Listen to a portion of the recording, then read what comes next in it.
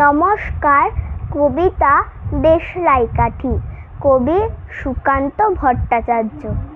আমি একটা ছোট্ট দেশলাইয়ের কাঠি, এত নগণ্য হয়তো চোখেও পড়ি না, তবু যেন মুখে আমার উসখুস করছে বারুদ, বুকে আমার জ্বলে উঠবার দুরন্ত উচ্ছ্বাস।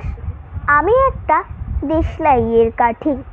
মনে আছে সেদিন হুলস্থুল বেঁধেছিল, ঘরের কোণে জ্বলে উঠেছিল আগুন, আমাকে অবজ্ঞা ভরে না নিভিয়ে ছুঁড়ে ফেলায় কত ঘরকে দিয়েছি পুড়িয়ে, কত প্রাসাদকে করেছি ধূলিসাৎ।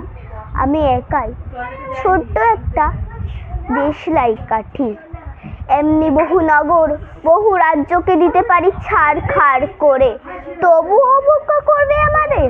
মনে নেই এই সেদিন আমরা সবাই জ্বলে উঠেছিলাম একই বাষ্পে, চমকে উঠেছিলে, আমরা শুনেছিলাম তোমাদের বিবর্ণ মুখের আর্তনাদ। আমাদের কি অসীম শক্তি তা তো তোমরা অনুভব করেছো বারংবার, তবু কেন বোঝো না? আমরা বন্দি থাকবো না তোমাদের পকেটে পকেটে, আমরা বেরিয়ে পড়বো, আমরা ছড়িয়ে পড়বো শহরে গঞ্জে গ্রামে, দিগন্ত থেকে দিগন্তে।